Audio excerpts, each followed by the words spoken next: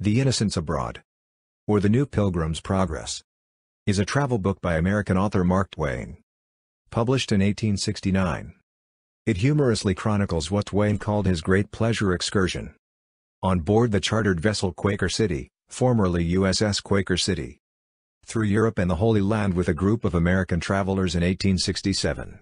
The 5-month voyage included numerous side trips on land. The book, which sometimes appears with the subtitle The New Pilgrims Progress, became the best-selling of Twain's works during his lifetime, as well as one of the best-selling travel books of all time. Analysis. Innocents Abroad presents itself as an ordinary travel book based on an actual voyage in a retired Civil War ship, the USS Quaker City.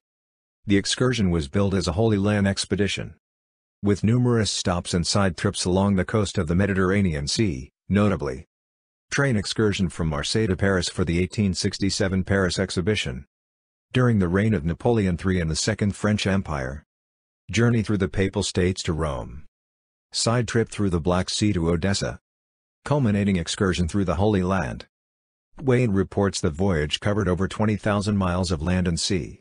Twain recorded his observations and critiques of the various aspects of culture and society which he encountered on the journey, some more serious than others. Many of his observations draw a contrast between his own experiences and the often grandiose accounts in contemporary travelogues, which were regarded in their own time as indispensable aids for traveling in the region.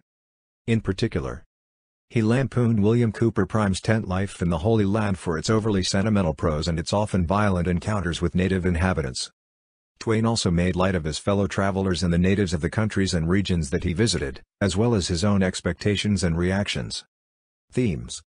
A major theme of the book is that of the conflict between history and the modern world. Twain continually encounters petty profiteering and trivializations of history as he journeys, as well as a strange emphasis placed on particular past events. He is either outraged, puzzled, or bored by each encounter.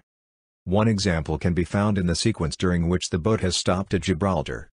On shore, the narrator encounters seemingly dozens of people intent on regaling him, and everyone else, with a bland and pointless anecdote concerning how a particular hill nearby acquired its name, heedless of the fact that the anecdote is, indeed, bland, pointless, and entirely too repetitive.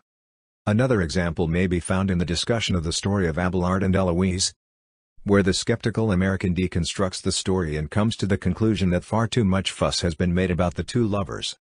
Only when the ship reaches areas of the world that do not exploit for profit or bore passers-by with inexplicable interest in their history, such as the early passage dealing with the ship's time at the Azores, is this attitude not found in the text. This reaction to those who profit from the past is found, in an equivocal and unsure balance with reverence, in Twain's experiences in the Holy Land. The narrator reacts here, not only to the exploitation of the past and the unreasoning, to the American eye of the time, adherence to old ways, but also to the profanation of religious history. Many of his illusions are shattered, including his discovery that the nations described in the Old Testament could easily fit inside many American states and counties, and that the kings of those nations might very well have ruled over fewer people than could be found in some small towns. Disillusion, he writes.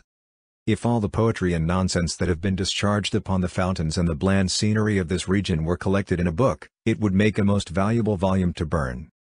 This equivocal reaction to the religious history the narrator encounters may be magnified by the prejudices of the time, as the United States was still primarily a Protestant nation at that point. The Catholic Church, in particular, receives a considerable amount of attention from the narrator, specifically its institutionalized nature.